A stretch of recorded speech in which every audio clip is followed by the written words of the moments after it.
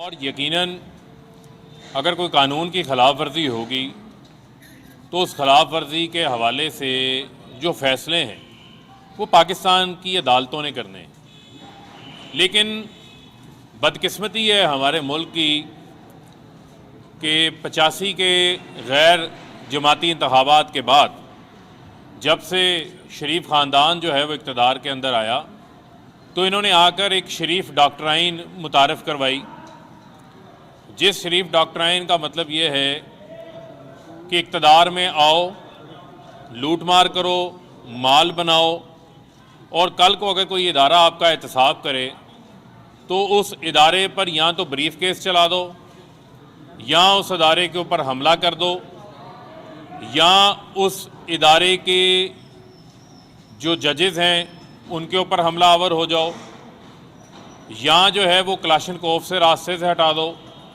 या जजेस को जस्टिस रिटायर्ड कयूम की तरह टेलीफोनों के ऊपर जो है वो फैसले लिखवाओ या सुप्रीम कोर्ट के ऊपर जिस तरह पहले एक बार हमला किया था उस तरह का काम शुरू कर दो या मुझे क्यों निकाला कि दास्तान चलानी शुरू कर दो।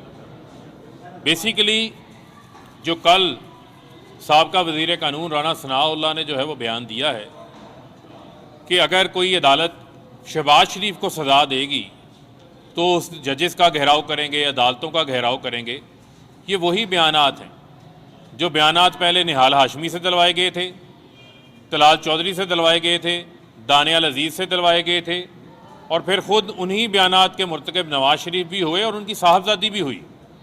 चाहे वो नैब के ऊपर हमले हो, चाहे वो अदालतों के ऊपर हमले हो, चाहे वो राना शमीम का जिस तरह हलफनामा बनाया गया मार्बल आर्च में हुसैन नवाज़ के दफ्तर के अंदर बैठकर हुसैन नवाज़ की मौजूदगी के अंदर, ये अब कोई ढकी छुपी बात नहीं है। उसी चार्ल्स गथरी की जो है वो ऑडियो लंदन में मौजूद जो सहाफ़ी इरफान हाशमी है वो सामने ले आए हैं और इस्लामाबाद हाई कोर्ट के एक सिटिंग जज जस्टिस रिटायर्ड आमिर फ़ारूक हमारे लिए बड़े ऑनरेबल हैं जो कि इनकी अपीलें भी सुन रहे हैं, उनको मलाइन करने की कोशिश की गई।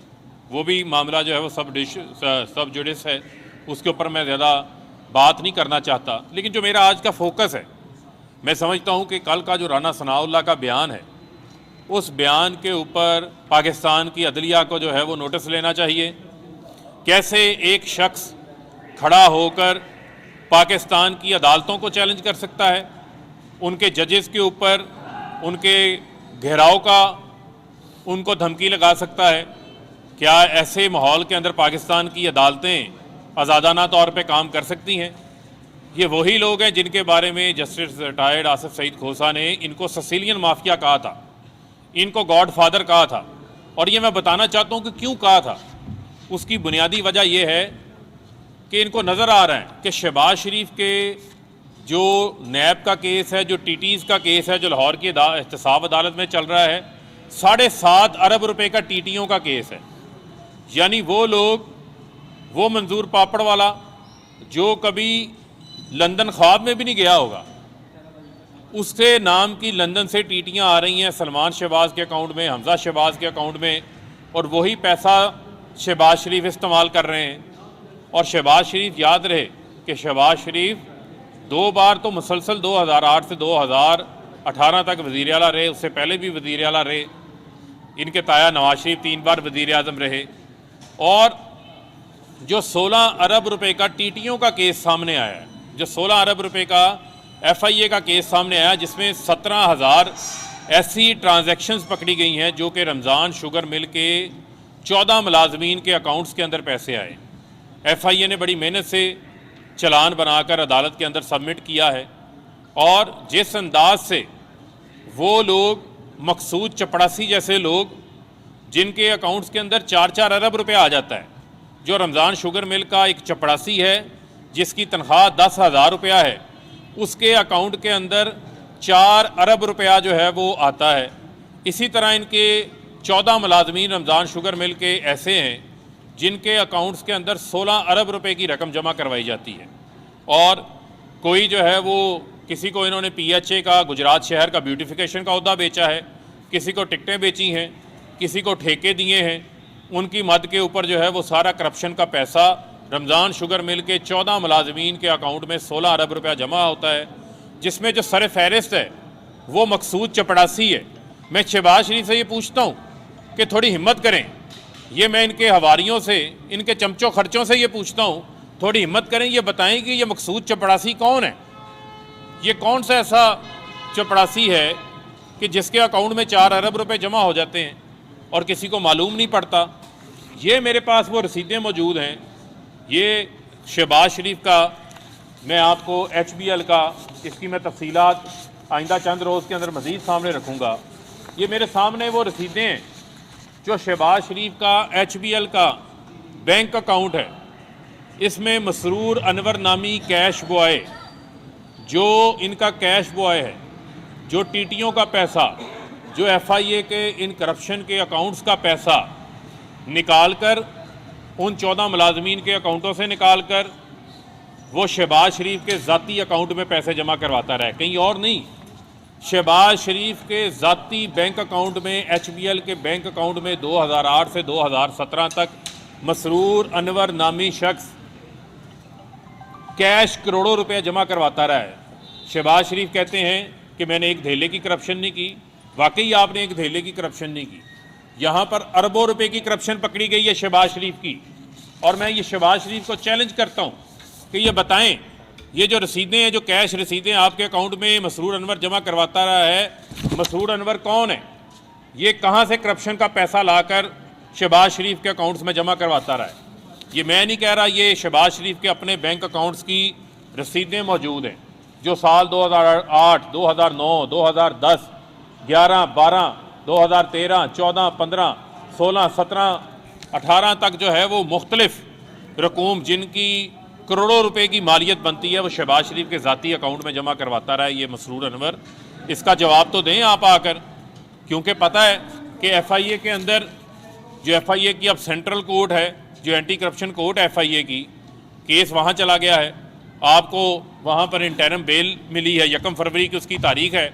आकर इनके दरबारियों ने, जो इनके मशहूर दरबारी हैं, उन्होंने भी करप्शन जो है वो लूट मार की हुई है, जिनकी सियासत का आगाज़ एक वेस्पा मोटरसाइकिल से हुआ था, वो आकर कहेंगे कि हम जो है वो अदालतों का घेराव करेंगे, हम जो है वो जजेस का घेराव करेंगे, हम आपको ऐसा हरगिज़ नहीं करने देंगे, हम कानून किसी को जो है वो हाथ में नहीं लेने देंगे।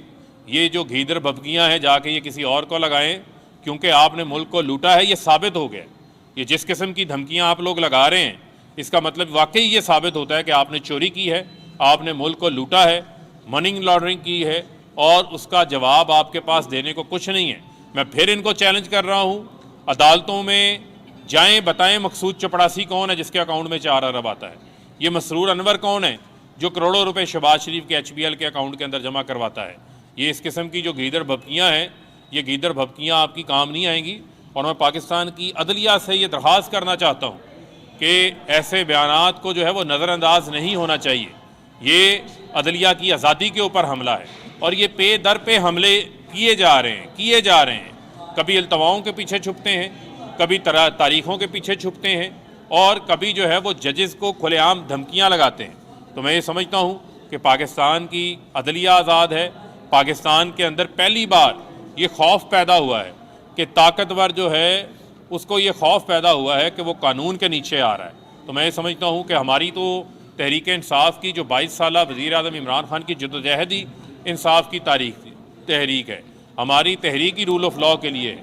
यही वजह है कि हम जुडिशल जो फौजदारी का कानून है उसके अंदर रिफॉर्म्स लेकर आए हैं, वो इन्हीं चोरों के लिए लेकर आए हैं। और मैं ये भी सवाल पूछना चाहता हूँ कि क्या कानून जो है वो 32,000 अंडर ट्रायल लोगों के लिए ही है, या वो लोग जिनको छोटी मोटी, किसी ने कोई टूटी चोर है, कोई साइकिल चोर है, कोई इसने छोटी मोटी चोरी की है, वो पाकिस्तान की जेलों में पड़े हुए हैं, वो बीमार भी हैं, उनकी ज़मानतें तो नहीं हुई, वो तो अपनी सज़ाएं भी भुगत रहे हैं।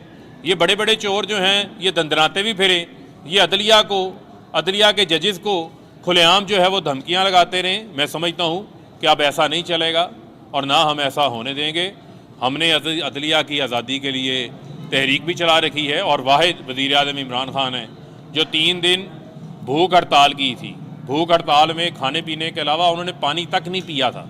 तो मैं समझता हूँ कि हमारी एक पूरी स्ट्रगल है और स्ट्रगल के हवाले से इस मुल्क के अंदर जिन्होंने मुल्क को लूटा है, चोरी की है, और एहतसाब के हवाले से हमारी पाकिस्तान की अवाम के साथ कमिटमेंट है। और ऐसे लोगों को हम पाकिस्तान की अदलिया को, पाकिस्तान के जजेस को किसी सूरत भी जो है वो धमकियाँ नहीं लगाने देंगे। हम पाकिस्तान की आज़ाद अदलिया के साथ जो है वो खड़े हैं। जी एक मिनट इनको कर लें। राणा सनाउल्लाह ने राज कहा है कि 9 माह में जो फैसला हो रहा है नया, जो भी कानून बनाने जा रहे हैं, तो ये सिर्फ अपोजिशन के लिए है कि जैसे कोई आएगा इनको जेलों में डाल देंगे, और नवाज शरीफ किसी डील से नहीं आएंगे, जो वो पार्टी के फैसले से आएंगे। नहीं, मुझे ये बताएं, ये जीड़े ब्लेड का क्या कसूर है? ये बशीर नाई का क्या कसूर है जो जेलों के अंदर पड़ा हुआ है? क्या सारी जो पाकिस्तान की जेलें हैं वो जो आम चोर है उसके लिए है? अगर 9 महीने में केसेस का फैसला होगा तो ये फौरी और सस्ते इंसाफ के लिए है। यही तो वजह है जो ट्रांसपेरेंसी इंटरनेशनल की रिपोर्ट आई है वो क्या कहती है कि रूल ऑफ लॉ की वजह से पाकिस्तान नीचे जाता जा रहा है। पाकिस्तान के अंदर जो है वो जो बड़े ताकतवर चोर हैं उनको उस तरीके से सजाएं नहीं होने देती, ये दवाओं के पीछे छुप जाते हैं। यही वजह है कि हमने एक टाइम बाउंड किया है। अभी वो पाकिस्तान की असम्बली से भी ये कानून पास होगा, इंशाल्लाह ये नाफिजुल अमल होगा। इसका फ़ायदा जो है वो पाकिस्तान के आम आदमी को हो। मकसूद चपड़ासी बिल्कुल हयात है, मकसूद चपड़ासी बिल्कुल हयात है, और मकसूद चपड़ासी को उन्होंने मफरूर करा रखा है, उसको मफरूर करा रखा है। इनका जो CFO ये बड़े जिस तरह सलमान शहबाज को मफरूर करा रखा है। आप देखें ये मजाक क्या करते हैं, मजाक ये करते हैं, पूछें ये पैसे कहाँ से आए हैं, वो कहते हैं जी हमजा शहबाज से पूछो। हमजा शहबाज कहता है मैं कागजी CEO था रमज़ान शुगर मिल का। हमजा से पूछो, कहते हैं जी सलमान से पूछो। सलमान का पूछें, सलमान कहाँ है? सलमान लंदन में है। सलमान को तो कोई ना दिल की बीमारी है ना कमर की बीमारी है, वो तो हट्टा कट्टा है वहाँ पर। अली इमरान भी हट्टा कट्टा है वहाँ पर। आए ना पाकिस्तान, क्यों नहीं लेकर आते पाकिस्तान? ये मैं पाकिस्तान की मीडिया से भी ये सवाल करना चाहता हूँ कि जब आपसे इनकी बात हो आप इनसे पूछें कि सलमान शहबाज क्यों नहीं आते पाकिस्तान। आए ना सलमान शहबाज आके जवाब दें यहाँ पर कि ये जो काला धन इकट्ठा किया है ये कहाँ से इकट्ठा किया है।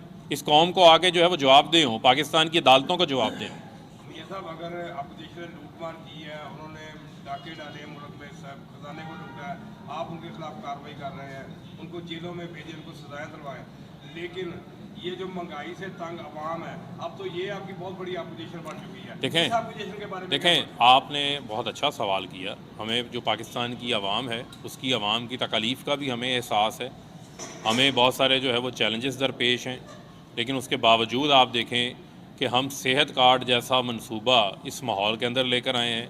इंशाल्लाह 9 फरवरी को वज़ीर आज़म साहब का भी टेंटेटिव प्रोग्राम बन रहा है कि वो फैसलाबाद में जो है वो सेहत कार्ड का फैसलाबाद डिवीज़न से भी आगाज़ करेंगे 9 फरवरी को, और इसी तरह जो है वो उसका आगाज़ रावलपिंडी से, लाहौर से और दीगर डिवीज़न से हो चुका है, जहाँ पर लोगों का मुफ्त इलाज हो रहा है। वो लोग जो कोई तकालीफ़ के बायस, पैसे ना होने के बायस अपना इलाज नहीं करवा सकते थे, वो अपनी मर्ज़ी के हॉस्पिटल से पूरे पाकिस्तान से 10 लाख रुपए तक जो है वो मुफ्त इलाज करवा सकते हैं। इसी तरह हमारा एहसास राशन प्रोग्राम है, वो इंशाल्लाह आवाम को आटा, दाल, चीनी के ऊपर 1000 रुपये तक की जो है वो रायत उनको मुतलका स्टोर से जो है वो फराहम की जाएगी। इसी तरह हमने कोशिश की है जो आलमी सतह पर कीमतें बढ़ी हैं, चाहे अमेरिका है, बरतानिया है, यूरोप है, आलमी सतह के ऊपर तेल की कीमतों में भी इजाफा हुआ है, खुर्दनी तेल की कीमतों में भी इजाफा हुआ है, जो किसी हुकूमत को उस चैलेंज का सामना नहीं था, उस चैलेंज को भी हम निपट रहे हैं। लेकिन इंशाल्लाह जैसे ही आलमी सतह के ऊपर भी कीमतें नीचे आएंगी उसका रिलीफ भी हम पाकिस्तान की आवाम को फराहम करें। प्राइवेट जितने भी हॉस्पिटल हैं 5% जो है वो हेल्थ कार्ड फैसलाबाद मैंने खुद सर्वे किया है, फैसलाबाद इंटरनेशनल हॉस्पिटल का भी किया है, मैंने इसका आशीष फातिमा का भी किया है। ये सब नहीं मांग रहे हेल्थ कार्ड को। जी देखें, नहीं मैं आपको बताता हूँ, वो हॉस्पिटल्स जो कि पैनल के ऊपर आ चुके हैं उन हॉस्पिटल्स में बिल्कुल इलाज जो है वो मुफ्त होगा। इसी तरीके से मज़ीद हॉस्पिटल्स इनकॉर्पोरेट हो रहे हैं, तो जो हॉस्पिटल्स पैनल के ऊपर आ जाएंगे उनकी लिस्ट मौजूद होगी और ये शफाफियत से ये निज़ाम जो है वो आगे बढ़ेगा। ठीक है,